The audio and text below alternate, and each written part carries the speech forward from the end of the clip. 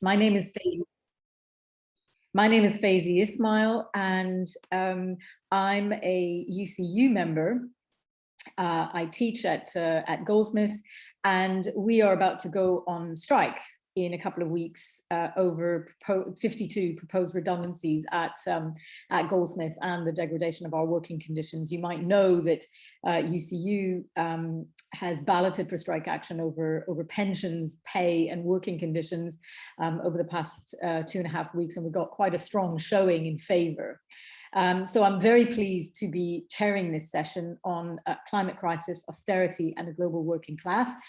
We have had a brilliant mobilization outside COP26 over the past few days, and many have commented that this reflects the idea of two COP processes.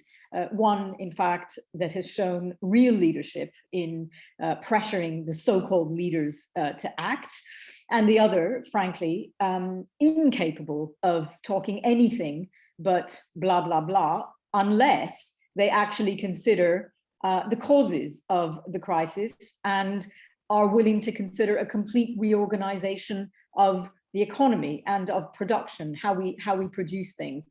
And it seems that they're not going to do that. So the movements are absolutely critical. But the other thing that we've seen in this process outside COP26 is the coming together of the movements and strike action. And I think it's that combination, the mobilization of working class people, of the trade union movement, as well as the protest movements coming together to put the kind of pressure that on leaders that we really need to see, and we can see it start to sort of filter down into society. It's that kind of pressure that we need in order to really make the transition to the kind of speed and scale that we need to address the crisis. So I'm extremely pleased to have our brilliant panel with us. First, we're going to hear from Laura Pidcock. Laura is the chair of the People's Assembly, and she's also a former Labour MP. And she's got a lot to say about this question. And I will then introduce our panelists in turn. So Laura, thanks so much. Thank you so much to you, Faizi. I am very pleased to be speaking at this on a Monday morning. I left Glasgow on Friday evening and I did not want to leave. The atmosphere was so incredible and it was a real coming together of the movement. Yes, I am the National Secretary of the People's Assembly. Let me just tell you what we are for anybody who doesn't know what the People's Assembly is. But we are essentially an anti-austerity organisation, a coalition of our own, if you like, of everyone in the UK who is against austerity. But we work at a kind of national level where you see big national displays of protest and resistance against the government for all sorts of reasons. And yes, definitely their ineptitude to take action over the destruction of our climate and our planet. And we work very, very locally as well against it could be about the shutting of a community centre, or in County Durham, for example, we are currently campaigning against the opening of a women's detention centre, immigration detention centre. So it's from the very, very local to those national displays of resistance and protest against the government. And solidarity from the People's Assembly to the COP coalition, and congratulations and well done on everything that's been achieved this week, because Faizi is absolutely right. We've seen heads of nations from across the world gather in Glasgow to discuss and plan for the most important issue facing humanity. And as we predicted, the ability of these leaders to commit to anything that will alter our projected course is beyond them. And why is it beyond them?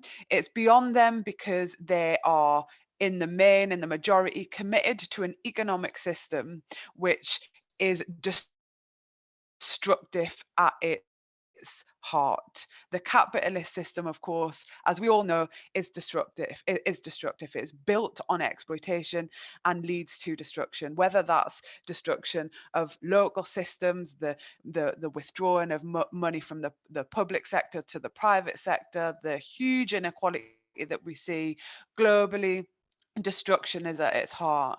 And on the other hand, there have been hundreds of thousands of people meeting this week on the street, meeting a plan and organize for an alternative. And that's what's been so inspiring. The demonstrations have been full of young people and older people. They've been international, very diverse, and they've been absolutely resolute in calling for a different economic system. We've heard ringing out time and time again, system change, not climate change. And that slogan is incredibly important, because I think these set of demonstrations are actually a turning point, because what we've seen is the coming together of both the industrial demands of working people, and in particular very much kind of symbolized and highlighted by the cleansing workers of Glasgow, marching side by side with the demands of climate and movement groups. And I think what we need to do beyond this is now deepen and strengthen those links.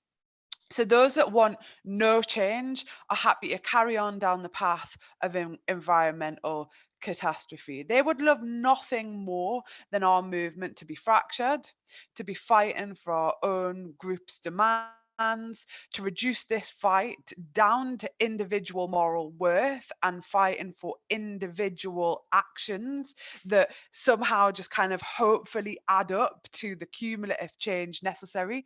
But this set of demonstrations and these meetings have done the opposite to that. The demands and struggles have been connected to say that there will be no climate justice, there will be no sustainable future for the planet without working class people's demands being at the centre of them, and without there being a different economic system. The spectacle of COP moves, it ends soon, and we as activists have to strengthen and grow those relationships, because the circumstances, as we've heard in all of the contributions, some of them, in fact all of them, have been outstanding in highlighting globally what is at stake. But the circumstances facing us are stark. Working people are experiencing the long-term decline of their wages, which correlates exactly with the grotesque increase in wealth of the 1% and the sustained attack on working class people's ability to organise and collectively bargain in the workplace. We have in the United Kingdom a very serious set of legislation going through Parliament in Westminster at the moment, which is all designed to restrict our civil liberties, our participation in elections, the further transference of public ownership to the private sector, all very serious. And of course, the continuation of austerity. But what we've had a glimpse of this week is what a mass movement against this system can look like. I think we must be resolute in our analysis of the system, that we are resolutely anti-capitalist, whilst having tangible demands for what a workers' transition could look like. So from those very broad anti-capitalist analysis to very tangible in community, in nation demands and pressure on the system. So that is about public ownership. That is about increasing democracy at every level of society. It is about supporting a proper workers' transition, which has been said, that is feminist, that is intersectional, that is rooted in our anti-capitalist economic demands. But it is also about us uniting. And I know that's the most obvious point, but moving beyond Glasgow, replicating the relationships that have been made in Glasgow, and the People's Assembly will are open to that. So if you are in the UK, please hook up with the People's Assembly local group. If you are not, we do have a People's Assembly international group that would be very happy to talk to anybody on this call about, to kind of reignite that. But just to kind of finalize and say, solidarity to all of you, that this is not and never has been about one organization's set of demands. This is about the entirety of us uniting for justice for working class people, for the saver of the planet, and for all of our children and grandchildren, and for all of the people that exist now in extremely difficult circumstances because of the very difficult and destructive conditions that have been brought on by this destructive economic system. So thank you so much for letting me go first, Faizi. I'm very happy I can stay to listen to the rest of the speakers. Solidarity with the COP coalition from the People's Assembly. Thank you so much, Laura. That's brilliant. And there's lots of brilliant ideas, and that's what we want to get to, isn't it? Concrete ideas on the one hand, but also a broader vision that is different from the one being proposed in the official process. So next we've got Pinar Aksu. Pinar is a community organizer. She's a former asylum seeker, and she's got a huge amount of knowledge and experience of organizing in Glasgow. So Pinar, thank you for coming. Thank you, Faizi, and thank you to all other speakers. Can you hear me okay? Yep. I'm joining from Glasgow, so it's so nice to be on a platform where there are others, and it's just been quite wild and up in here with so many events taking place, so many solidarity across various communities and various struggles.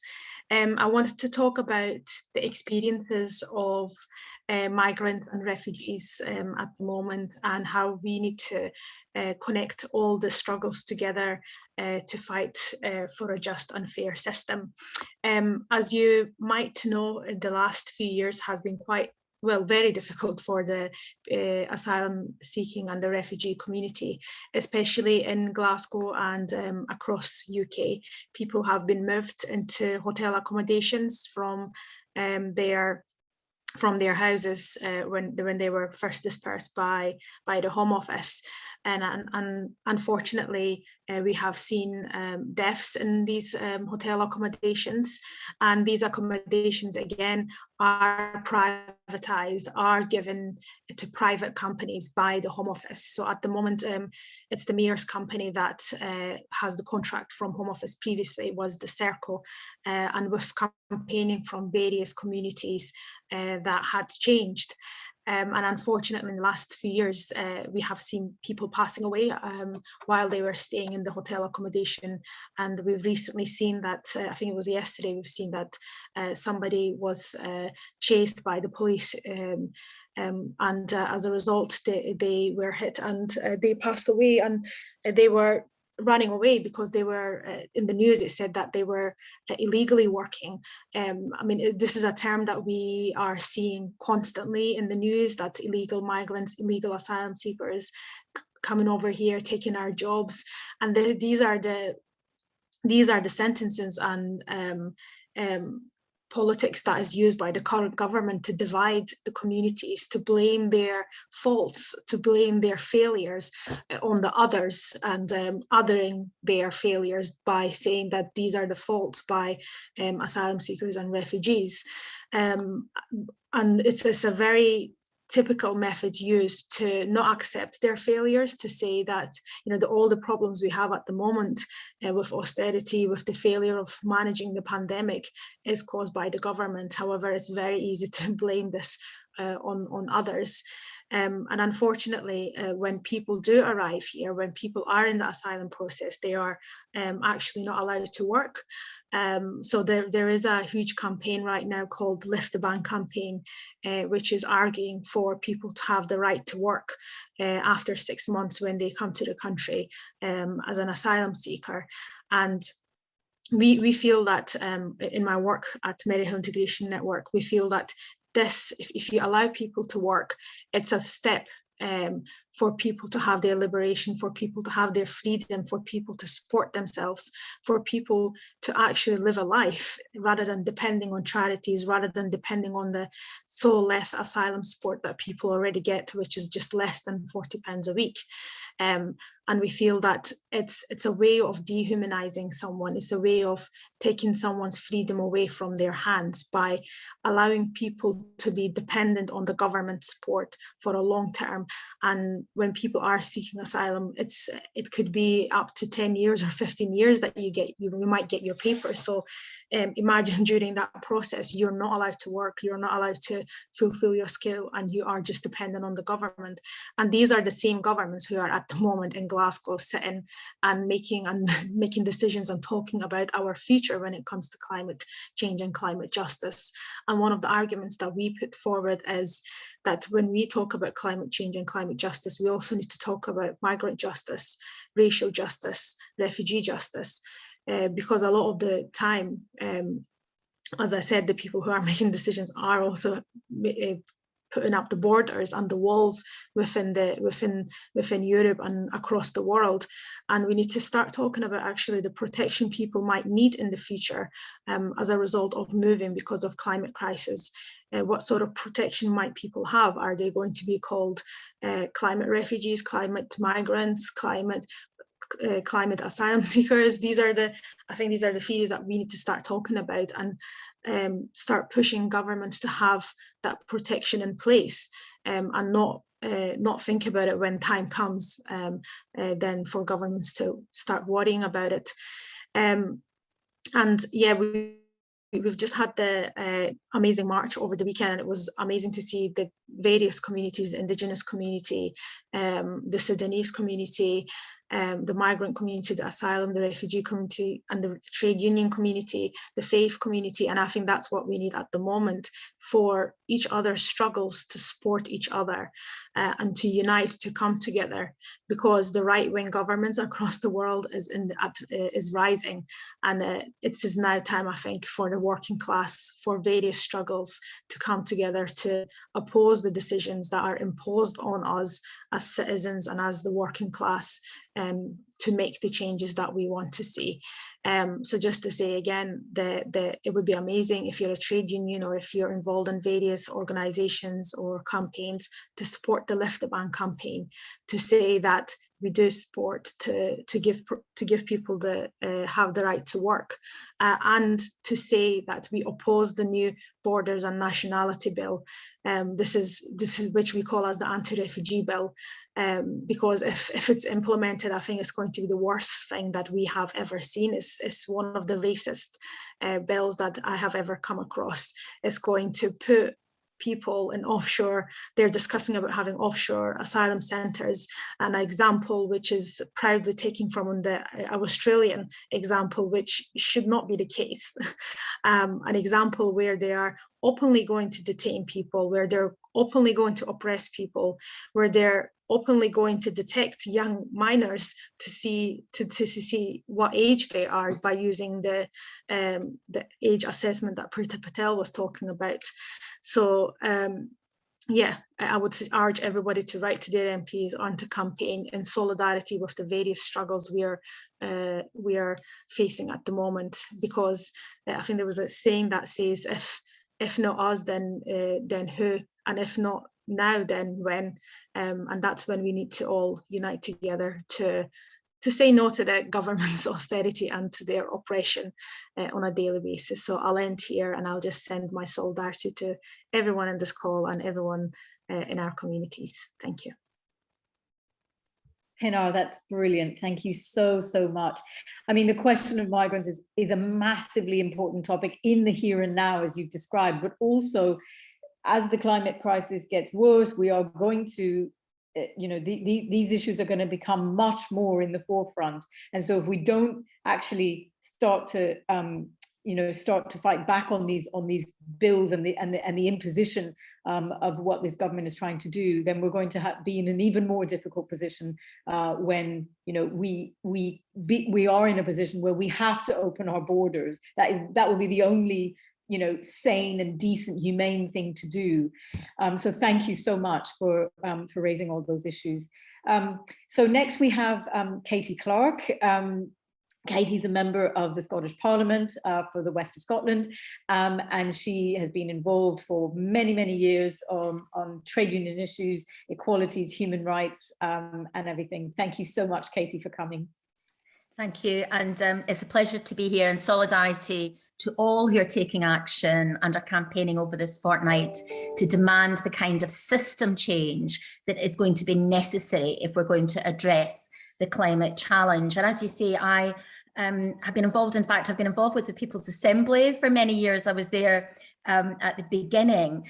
And the backdrop, of course, to this debate is more than a decade of austerity and massive cuts to public services and the living standards of working people, both in the UK, but also obviously internationally. And that really, came to a head after the financial crash in 2008, which is when the People's Assembly was launched. And I was a Labour MP during that period. I was a Labour MP from 2005 to 2015. And when I first became an MP, the word austerity was something that you never heard. It was something that you thought was to do with the 1930s. And the first time I really came across the concept, and indeed the word, was in work in solidarity with the Greek people, who of course were having privatizations, massive cuts in public spending and in living standards forced on them by the IMF and the European Union. And that really was the beginning of what became a worldwide movement, not by our class, not by our movements, but by the ruling class in countries like Greece, like Portugal, to impose this ideological narrative of austerity, which of course was about cuts in public spending and shifting power away from working people to the ruling class.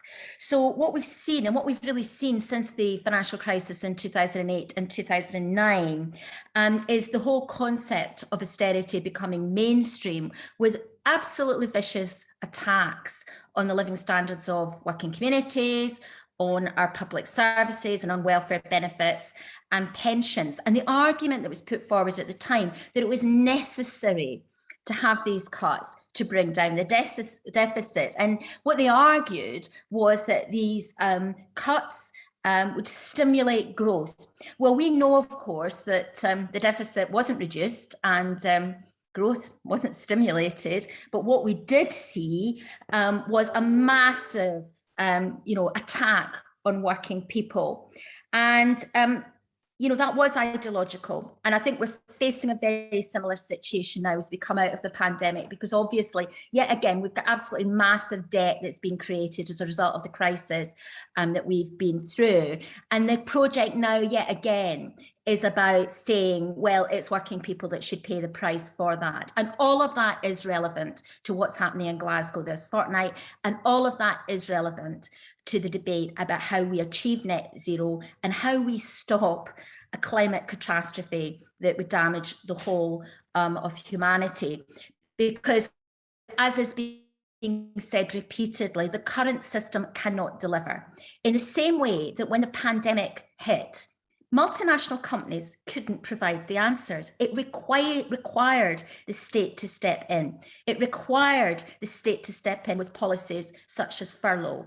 It required the state to step in with investment to ensure that we developed vaccines as soon as possible. And it required the state to step in with the kind of health and other measures that were necessary to address the pandemic. And the scale of the challenge that we face now is greater than the virus, absolutely horrific as it is, because it is actually about whether our planet is going to be livable. Because if we do not meet that 1.5, then we're going to see absolutely catastrophic change. Even if we manage to meet the 1.5, we still are talking about massive climate change. We probably are still talking, about many islands being lost, about, massive flooding, we've heard from Pina very eloquently about the challenges in terms of the asylum system. But, the scale of the refugee crisis that we're likely to face is probably going to be on a far, far greater scale than anything that we've imagined so far. So what's happening this fortnight is incredibly important. As I said, I was elected as an MP for the first time in 2005. And at that time, climate change was very fashionable. And what I mean by that is that politicians were inundated by letters from their constituents about the issue. There were actions and campaigning across the country. And that actually did mean that the government at least paid lip service to some of the issues. And then the economic crisis hit in 2008, 2009, and it really went off the agenda. But what didn't obviously go off the agenda was the climate crisis. And what we've seen, throughout the world is a failure by governments to take the action necessary to address the challenge that we face. So, the backdrop in the UK is record numbers of people using food banks, massive increases in the number of children living in poverty, big increases in rough sleeping.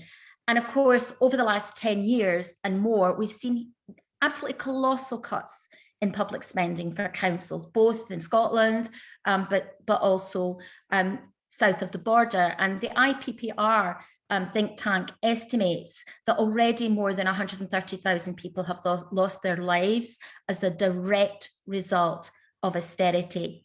So the people that came up with a strategy to deal with the economic crisis in 2008 are not the people that are going to come up with a strategy that is going to tackle the climate challenge that we face.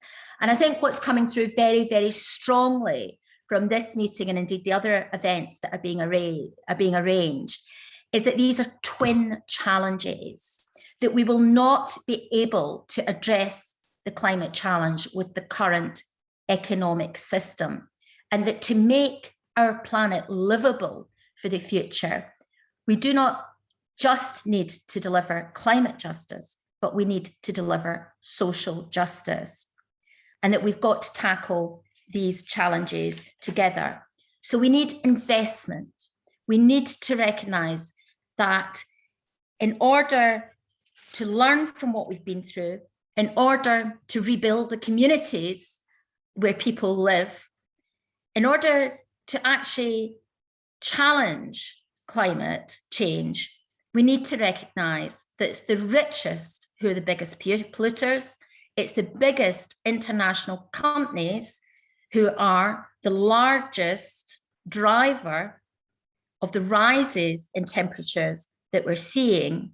And if we don't recognise that, and recognise that this debate is about power and where power lies, we will not be successful in addressing any of the issues that are being brought to this international conference this fortnight. So comrades, I look forward to working with all of you.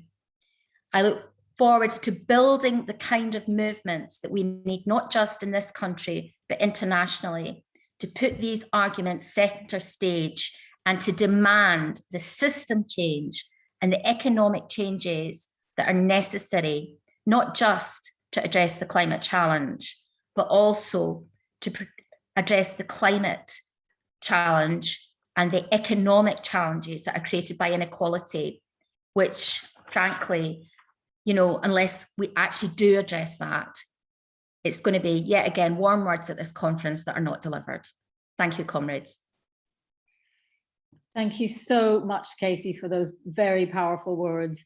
And that's absolutely right. I mean, we cannot forget that. We need to keep reiterating it, keep underlining it, that it is about, that the climate question is about social justice. It's climate justice and social justice together. So thank you so much for that.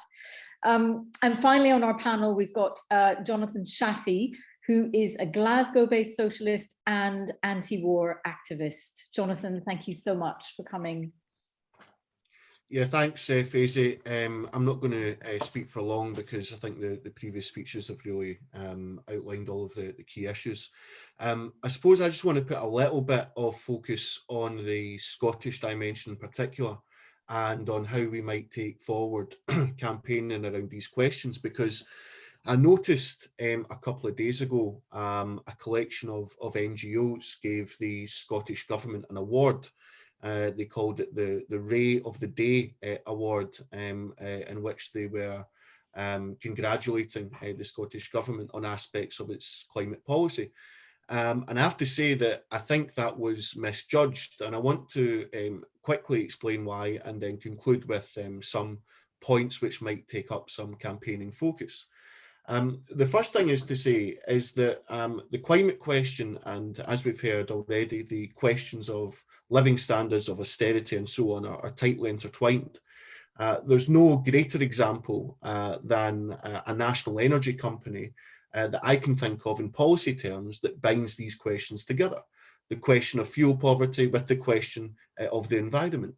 And yet the Scottish Government, despite the SNP's conference voting nearly unanimously in favour of a national energy company despite it being very popular within Scottish society as a whole, voted against it in the Parliament. This is also a government who have been intent on cutting rail services. We've seen RMT members, as we have with all of the major rail unions, take strike action over recent weeks and months over these questions.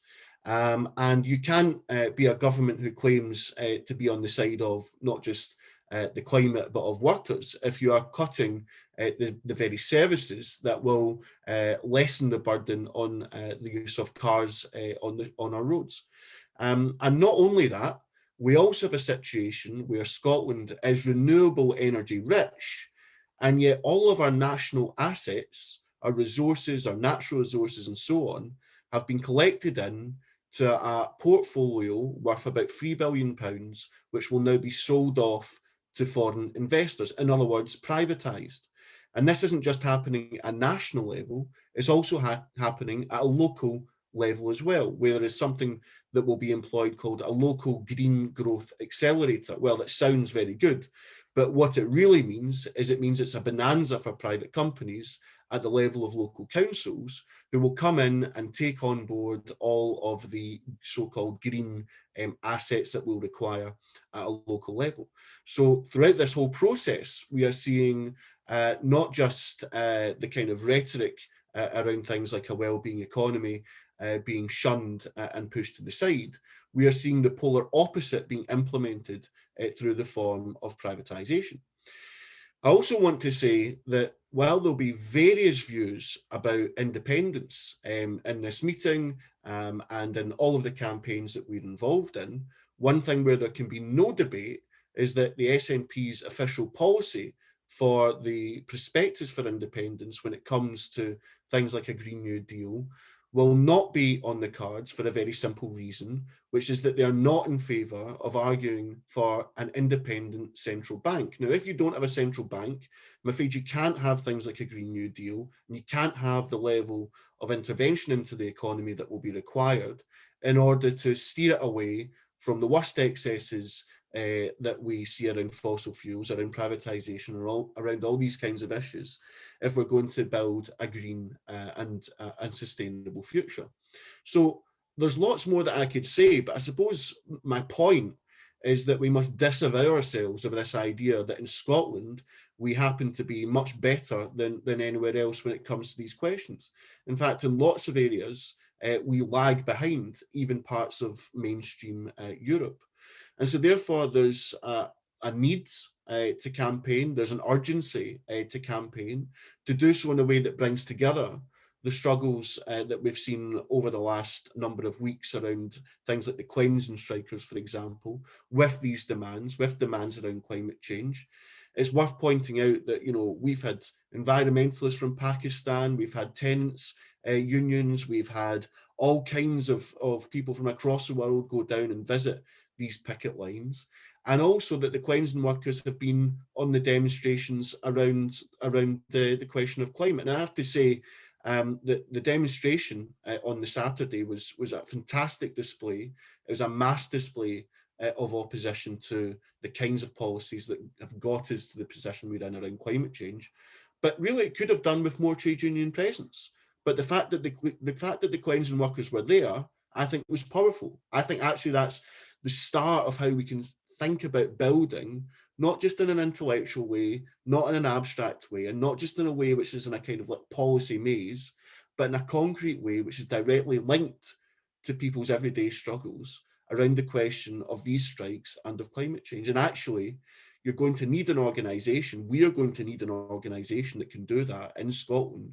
And I think the People's Assembly is well placed to play a role, to make a contribution towards that conversation, towards that process, but most importantly, towards action, towards demonstrations, meetings, campaigns, petitions, getting mobilised around some of the issues I've mentioned. So I'm going to leave it there. Hope I've not spoken too long, and hope to be working with many people here as we go forward in this campaign. Thank you so much, Jonathan. That's brilliant. Excellent, and thank you to all of our panelists. Just before I open it out to the floor, and I hope that people are thinking about contributions or questions for the panel and so on. We've got until 5 to 12, so thanks to the People's Summit and Ben for that. I just wanted to say something, touching on what Jonathan said about the global in the global working class. I mean, it's absolutely crucial, and people have raised it, and people have raised it throughout the COP, what's going on outside the COP, about putting to the forefront Global South voices, which includes indigenous communities and the working classes who work in the factories, on the land, in polluting industries, in workplaces all across the Global South. Those who are worst affected have to have a voice in addressing the crisis. But I also think we need to go beyond that, because we have seen, particularly in the last 1 or 2 years, that the climate crisis is not something that is geographically confined. It is happening all over the world. And so the global working class, which includes the working classes in the global north, have to have not just a say in what's happening, but they will be the ones to start to implement the kind of changes that we need to see. And we all agree that we need to see it on the scale and speed which the crisis requires, in terms of its response. So absolutely right that the more trade union presence, the bigger and stronger that the trade union movement gets, and the more we put the climate question at the heart of those trade union movements, the stronger we will be. And that is the way I think we're going to really address the climate crisis and the climate justice issue as a social justice issue. So I wanted to now open it out to the floor for the next sort of 15 minutes or so, and then I'll ask the panel to come back with their reflections.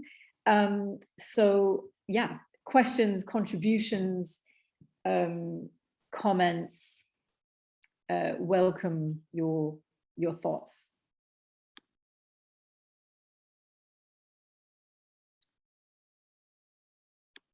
You can put a question in the chat, or you can raise your hand. Yes, Elaine. Hi, thanks, Faizi. Sorry for my camera being off. I'm on rather ropey hotel Wi-Fi, so bear with me. Yeah, I just wanted to first of all, thanks to all the speakers. I think that was a really fantastic session. And I just really wanted to reiterate that point about the importance of organised workers on the demonstration, because I really felt on Saturday that really felt like something of a breakthrough. I don't know who, I was standing on the corner where the march was sort of lining up in Kelvin Grove Park, and you kind of saw the flags of the GMB contingent kind of in the distance, and then they sort of came up all together, and everyone was like, oh yay, it's them, and they just got such a good response from the other demonstrators. It just really felt like that has not been the situation on previous climate demos, and it just felt like, okay, this movement has really turned a corner here, that we're not just theoretically understanding that the working class are not the enemy of climate action, but actually they are the means of action on climate change. It's now actually happening on the ground that people really feel that. And I think that's really, really powerful. And I think that was actually maybe one of the most hopeful moments for me of the day. And I think we can extend that as well, that, sometimes in the Green movement in the past, there can be a tendency to talk as if the working class in the global north are the enemy of the working class in the global south. And I think, again, the presence of representatives of different indigenous communities on the demo and the way that they're received, I think, again, it was that kind of solidarity in action, which I think sometimes is missing, but I think, was really there on the streets on Saturday. So I think it's absolutely fantastic. And thanks again for a really great session. Thank you, Elaine. Is there anyone else? I noticed that Christopher Price put a comment in the chat about the latest report by the trade union group of the Campaign Against Climate Change. I don't know if, Christopher, you wanted to speak about that on the subject of public investment in jobs. If he's here. Okay. Well, let's take. Hello. Oh, Thank okay. you. Can you hear me? Yeah. And then we'll take Katie. Yeah. All right. Sorry. Thanks, everyone. No, well, sorry, I wasn't really expecting to speak about this today, but it was, yeah, thanks to the speakers from the People's Assembly who, were making those sort of points about the need to address the causes of austerity as well as climate change, and I really just put up that link. Really as awareness about more ammunition towards that same sort of point, really, when we're engaging in our wider movements and local environmentalists and bringing these networks together between organised labour and environmentalists and faith groups and NGOs and all the people we haven't necessarily managed to work with as solidly in the past. That it's one of those sort of arguments that sort of proves the concept really of what a different system might look like. Yeah, so I just sort of invite people to sort of explore the link. There are some sample chapters online. Without buying the physical pamphlet, you can order the physical pamphlet through that organisation, and there are some technical chapters online as well. And if I can just quickly say on Elaine's point, just for people's information, it's no, Portsmouth is not the centre of the universe for the climate movement at the moment, but on Saturday we were able to have our first sort of outing in terms of demonstrations on the 6th of November. We had about 400 people out, one of the widest, broadest sort of networks of political parties, trade unions and local environmental groups, faith groups that we've managed to have really at all on this subject. So it was some progress there, and we'll be looking to continue to sort of build our hub and yeah, keep working on it. So thanks very much. Hope everyone enjoys the session. It's really good. Thank you. Thanks, Christopher. Thanks for that. Okay, so we'll take Stephen Gray, and then hopefully Katie can come back as well. Stephen. Hi, solidarity. Thanks, Maisie. I'm speaking from North East Scotland, which in theory should be right at the heart of the offshore sector, but in many ways we're actually right at the heart of the storm, because as other speakers like Katie and Jonathan have alluded to, there's massive wealth differences, and we've got one of the highest rates of food banks across Scotland, if not the UK, and that applies right across the board as well, because lots of the neoliberal economics has been tried in this city. We were one of the first cities in the UK to actually privatise its bus service, and so the minimum fare in Aberdeen is £2.70, which is for like 3 or 4 stops. That's absolutely mental. But it also goes deeper as well. We talk about the links between the trade union movement and the environment movement.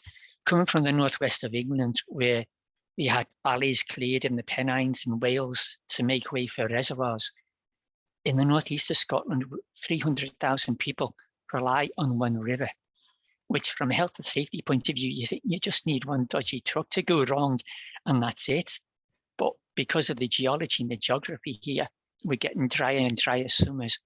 We're actually into the situation where each summer, the rich people, or the not so rich people as well, and private water supplies run dry. We're not like like Glasgow, Edinburgh, or even the northwest of England, where you're built on sandstone and redstone, which is porous, which holds water like a sponge.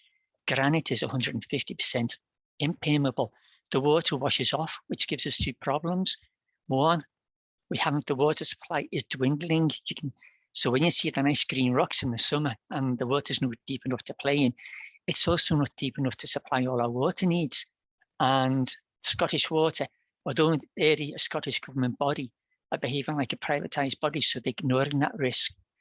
The other side of the coin is because we use granite so much still. Most of our buildings here were built back before the big booms, etc., the 20th century. They're all built of impermeable stone. The road stones are all granite. It's very impermeable. When we get weather events, we get the water running down the streets to the bottom of the hills. In Aberdeen, like lots of other cities, is built on hills, and it's very high density in the city centre, just like lots of other Scottish cities or UK cities. They've all got basement flats, and we're in this situation. Somebody said in New York, working class people died because the floods happened in the middle of the night and poor people drowned in the sleep. That didn't happen when they had the big cloud burst and you had like 3 months rain in 1 hour in Edinburgh, because people were at work. It was a big mess. They came home to the flats wrecked and several feet of water. But we're all, as you said before, we're all hostages to fortune in this crisis. And that's another reason why we need to have these links between the workers and the trade unions and the climate movement, because and the people's assemblies, because we've got to assemble our climate data, because it sort of disappears into a big mass. But if we sort of pick that information up geographically and settlement based, whether it's our cities like Aberdeen is part of a wider network in the northeast of Scotland, just like Glasgow is part of the Clyde Valley network, Edinburgh's got the Lothians and the Forth possibly up to Stirling. If we build these assemblies together, we're getting real-time information. And so we can sort of say, there's something not right, guys. We need a strategy for everything. And those skills are transferable skills. Those skills should be good jobs, whether it's retrofitting, whether it's rain harvesting, whether it's building new reservoirs, etc.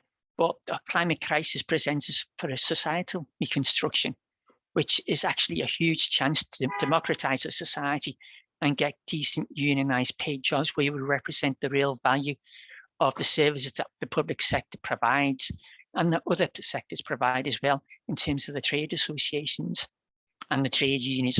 So that's my wee rant and solidarity. It's great to see you. Saturday was absolute magic. It was just wonderful, but we've got so much work to do. So let's get there and do it. Many thanks for listening to us, and I look forward to seeing you and hearing from you all again. Thank you. Thank you, Stephen. That's brilliant. Thank you so much for that contribution. I think you really touch on this idea that it's got to be local. It's got to make, when we address the issues, it's got to make a difference to people at the local level. But the movements also have to have this global perspective. So it's, you know, it really is about the local and the global, and that's brilliant that you've said what you've said. That's really helpful. So I think Katie had her hand up. Yeah, I was wanting to come in about the role of organised workers, particularly in sectors which are directly impacted, such as fossil fuels, because there's obviously a real risk that we end up with, you know, climate change campaigners ending up on different sides of arguments from some of the workers who are directly affected. For example, in Scotland, you know, the obvious example is oil and gas, but, you know, coal is, you know, a massive employer internationally, and there's many, many other sectors that are going to be affected. Now, the trade unions have come up with this concept of a just transition, which is, you know, probably like a lot of other things, being sort of greenwashed and is being, you know, incorporated into the language of lots of politicians when they speak. But the reality, of course, is that what the working class has never known a just transition. There's never been a situation where there's been economic change and there's been justice for ordinary working people. So I think the whole issue about how we come up with some of these solutions has got to put those organised workers and the trade unions that affect the relevant workforces at the centre in terms of providing solutions. And I think a very small example of that is the campaign for an offshore training passport that's been debated in the Scottish Parliament, and Mercedes Villalba has been campaigning for. And that came out of work between both trade unions and climate change campaigners. And the idea is that you have the same qualifications to work offshore in oil and gas as you do offshore in renewable technologies such as wind. And, you know, I think this is a really central debate in terms of how we take this issue forward, particularly as socialists, because I think there's a real risk that, you know, the trade unions representing their members will not be able to agree to a lot of the demands that are being made, because it's going to mean their members are going to lose their jobs. It's not going to mean that there's going to be, you know, equivalent terms and conditions elsewhere. Now, you know, at the last general election, Labour had a manifesto commitment of guaranteeing equivalent you know, terms and conditions for anybody that moved on from the fossil you know, sector from oil and gas. And I think we need to be moving into that territory of things like permanent furlough, of guaranteed equivalent terms and conditions, and actually, you know, a really, really serious attempt to make sure that there's equivalent jobs available in the green sector, because the reality is there isn't now, particularly in Scotland. You know, there's very few jobs actually being created in the green sector. So that debate about how we get some of those trade unions involved is something I think we need to grapple with very seriously going forward. I'm so glad you raised that, Katie, because that's a huge issue in terms of trying to see that these issues are not not mutually exclusive, not in opposition to each other, and really taking forward the principle that that no one should be left behind. That really we need to get a grip of this of the situation and move to renewables so that people can be retrained as necessary. I just wanted to ask if there are any other contributions, comments, questions, anything that was unclear, or if people have contributions to make to this subject, and both at the very local level, as I say, Scottish questions or global questions. Something from Keith Millar, I'll just read it out. Mobilization from the bottom up is happening in DIY unions like the United Voices of the World or the Industrial Workers of the World. There are also small coordinations of anti-austerity groups outside all the parties through action against austerity involving groups like Edinburgh Coalition Against Poverty and Food Not Bombs. Yes, absolutely. I don't know, Keith, whether you wanted to say anything about that, but I've also got a hand from Ali Hendesi. Ali, do you want to make your contribution? Thank you. Hi there, solidarity to everyone. Thanks for your contributions, very enlightening. I just wanted to have a quick word and just raise a few points. I'm a researcher at Exeter University. I'm literally just starting I'm a social science researcher in climate change. And down in Cornwall, I'm literally just starting my research into a just transition, what it means, and what could it mean for what could it look like for some of the communities, vulnerable communities in places like Cornwall, which has a lot of social deprivation. Trust me, despite all the affluent people from London and the suburbs kind of converging on Cornwall, increasing the property prices in this area, etc. I think that the issue of just transition is becoming more and more prevalent and important. It's been mooted by all sorts of people, like President of the United States, Biden. But what does it actually mean? And I think this is the important thing, and it's got to be bottom up. I don't know if any of you saw the Oxfam report that came out a couple of days ago and said by 2030, the 1% of the society, the 1% richest people in society, their impact on climate change will be more than 30 times the limit for the 1.5 degree temperature rise, whereas the 50% of the bottom part of society, their contributions will have no significant change by 2030. So this is a very important social justice issue. It's got to be dealt with from bottom up. It's got to be dealt with by means such as people's assemblies and workers' assemblies and all these things. But more importantly, what needs to be done is we need to find a common definition for a just transition. We need to start working on this now. And I would like to ask for your help.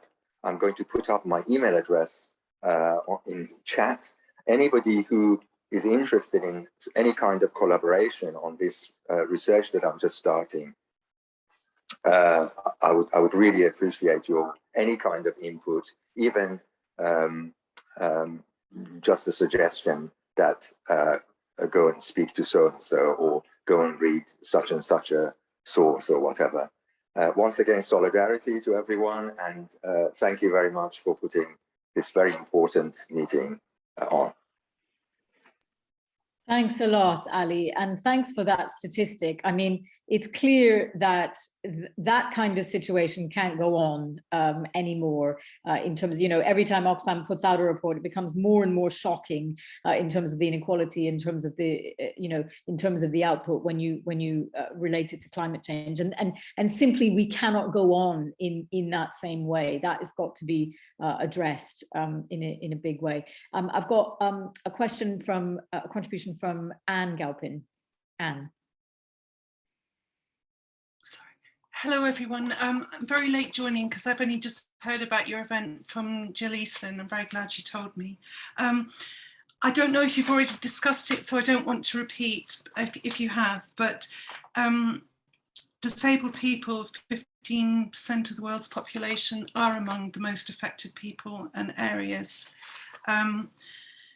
And the refugee crises around the world already show us that disabled people get left behind. So has the COVID response, with 6 in 10 deaths in the UK being among disabled people.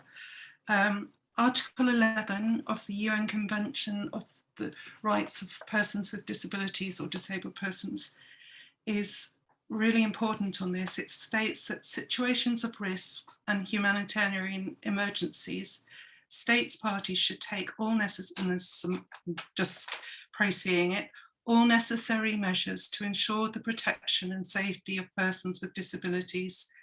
That's global language. In the UK, we tend to use disabled people. In situations of risk, including situations of armed conflict, humanitarian emergencies, and the occurrence of natural disasters. You will all have seen Karine El-Hara's responses to not being able to get into COP last week.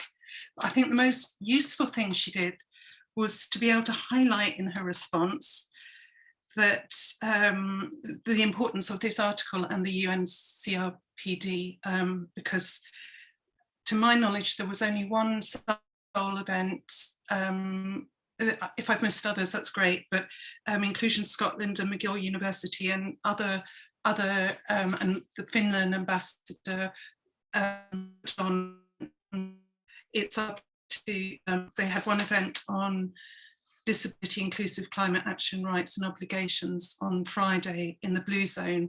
I'm not in Glasgow, so I don't know what that means, but I know it wasn't central debate. It wasn't in where the suits are.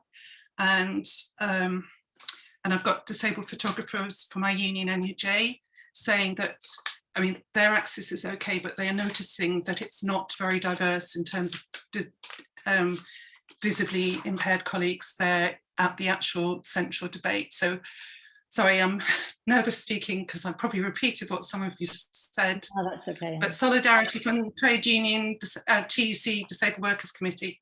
Thank you. Thanks so much, Anne. That's great. Thanks for raising that.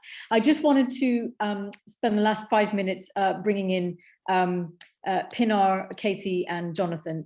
Laura has had to leave, but if there's anything that you'd like to add or final comments, that would be great. So Pinar, Katie and Jonathan in the way that you had presented.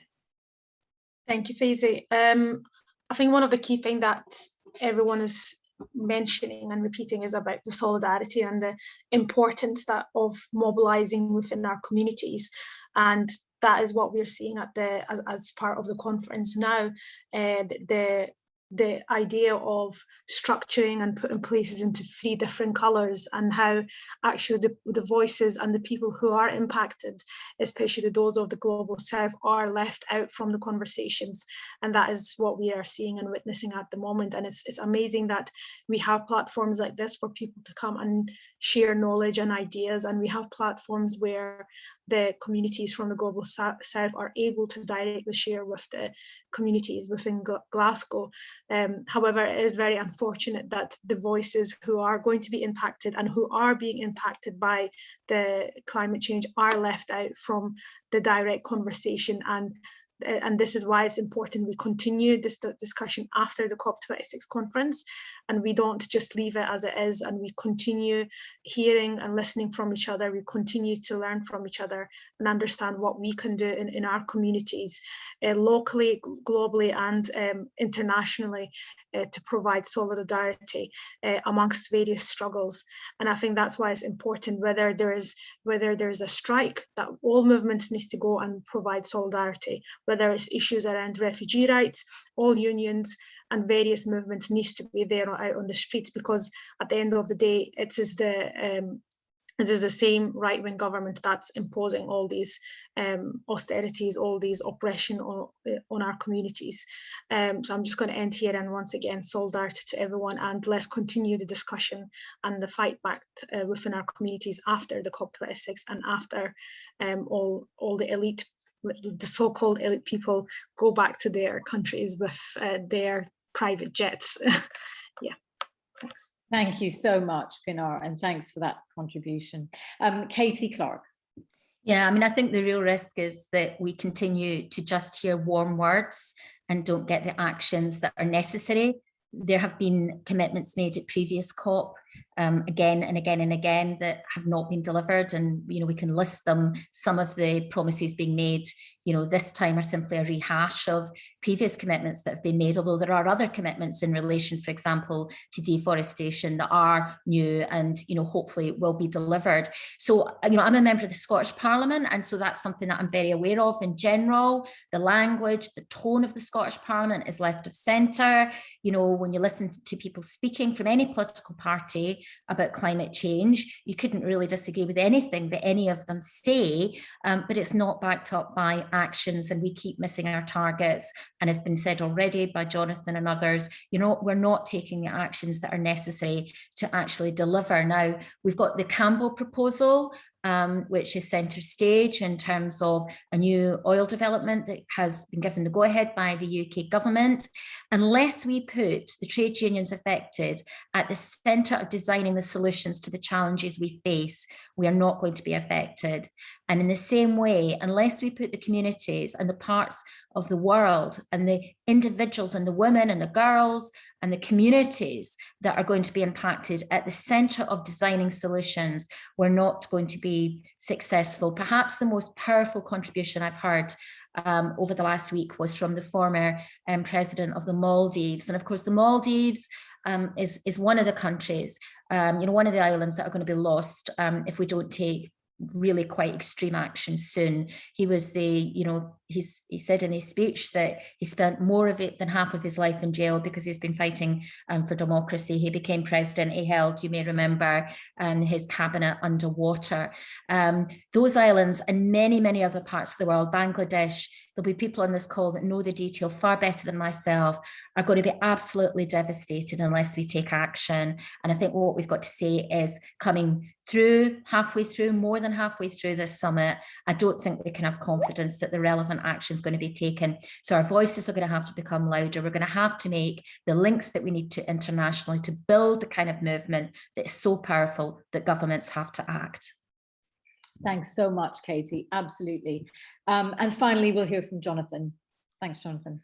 Yeah, just very quickly. I mean, I came into the last week or so around COP with a lot of cynicism about COP officially. But I have to also admit, I'm not from the climate movement. It's not been something that I've been engaged with for a very long time, and it's not been something which I have been particularly optimistic about.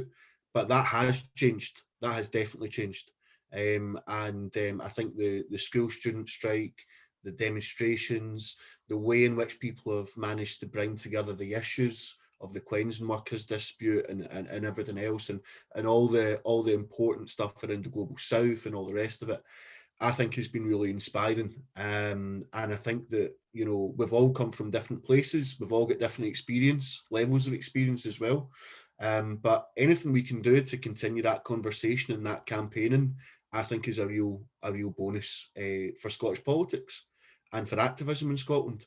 And everyone will have their own ways of doing that. And there's not going to be one organisation that does it all. But I do think that People's Assembly can play a role within that. So I've stuck the Twitter handle in the chat, and anyone who feels that they would like to can follow that, and then that will be a very basic way of being able to stay in touch and see how things progress. Thanks so much, Jonathan. And I think that's absolutely right. I think we all have to see ourselves as part of the climate movement now. I mean, this is the issue that you know, of our time, as people have said, and to put those issues at the heart of every movement. So I just wanted to thank our panel again. Thanks to the People's Assembly for organising. Thanks to the People's Summit and all the tech people for organising this session. Really, really appreciated. And yeah, forward. Thank you.